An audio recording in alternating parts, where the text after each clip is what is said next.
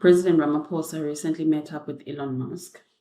He was in the US, basically over and above Elon Musk. It was for US investment into the South African economy, which is great for the South Africans. Jobs are generated when other countries come and do business here. They employ locals, and we see a boosting up of the local economy, right? From that perspective, that is absolutely amazing.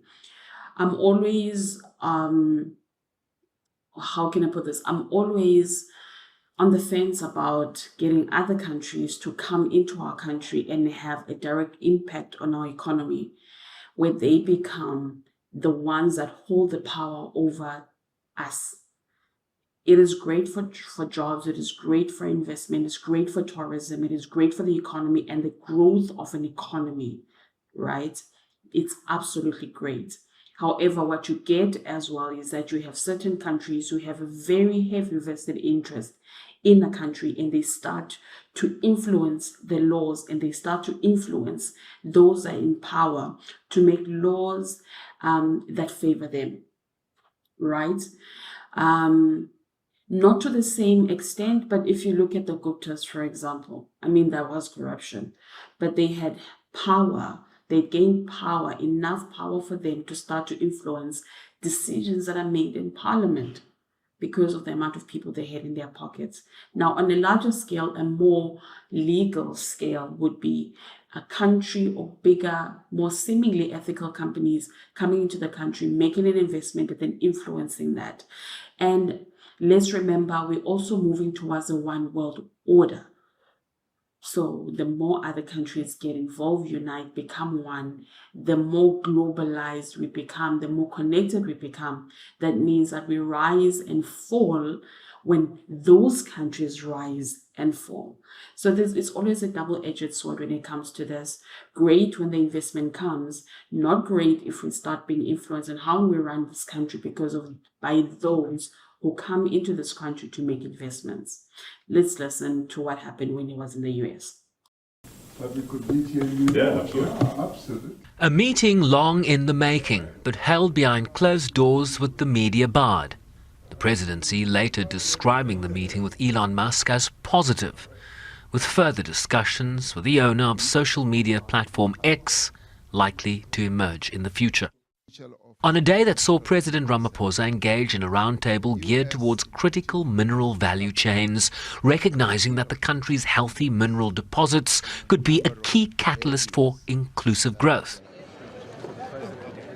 And then later, at the New York Stock Exchange, where he spoke to dozens of business leaders supported by key cabinet ministers.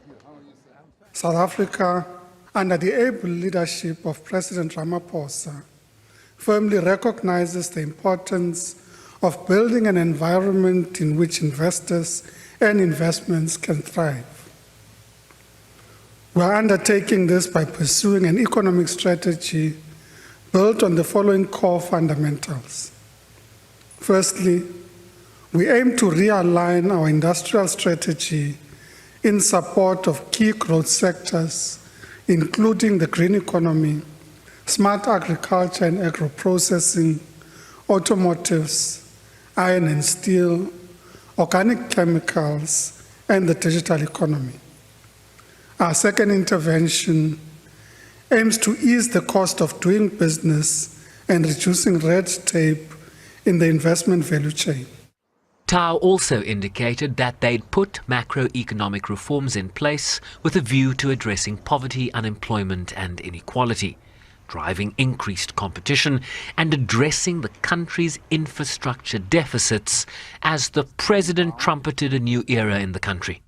Over the years, the ANC, which is the main party, continued to have other parties involved in the executive of the country to govern with it.